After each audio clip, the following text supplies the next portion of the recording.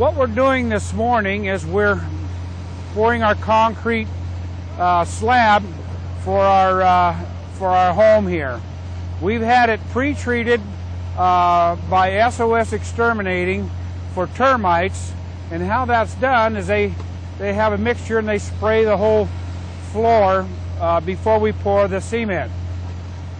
Today we're going to pour all the floor, which is pretty unusual for this size of home, but it's winter time and we have adequate time to work the cement and get it to a point where we can have it smoothed out and dry. Tomorrow we'll be laying out our slab and where our walls are going to be, and typically it'll take about 2 months to frame this particular home. The concrete subgrade is cut up into big squares with forms, and on the face of these forms we have a keyway tacked onto the side of the form that lock the slabs together for controlled cracking and to make a better floor, to keep the cracking uniform and straight, because concrete will crack, that's a given.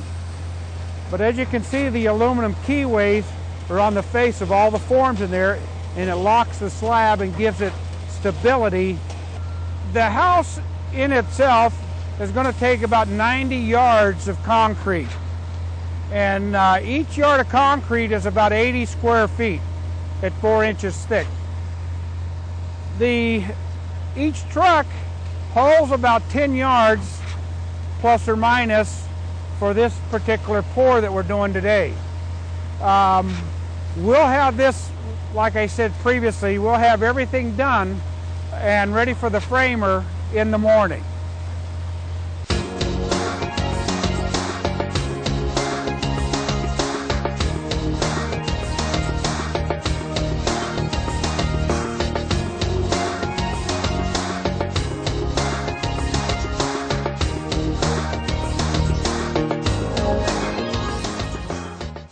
Roughly 3 days ago, we were setting our trusses, and it took probably an hour and a half to 2 hours to set all these trusses once we got started.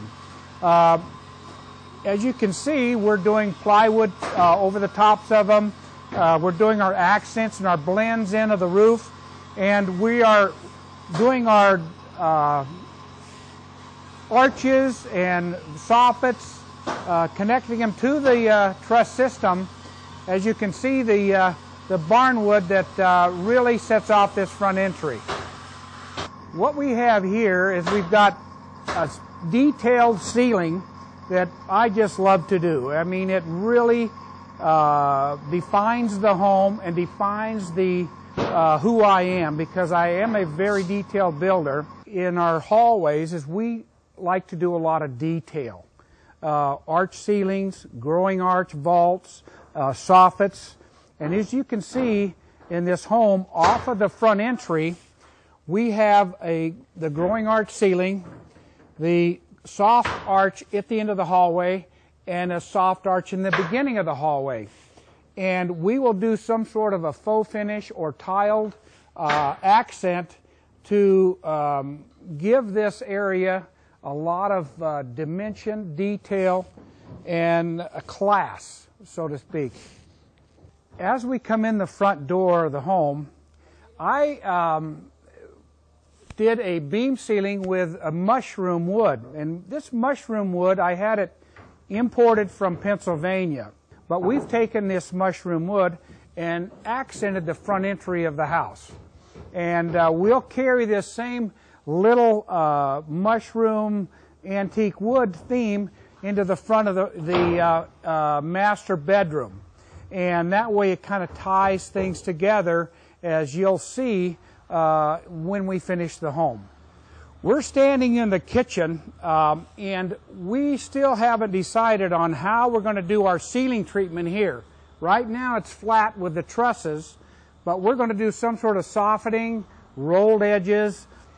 Over to the other side of the room is our family room, and as you can see, I've got these hand-hewn beams that I will probably do a glazed finish on that will set this area off from the rest of the house.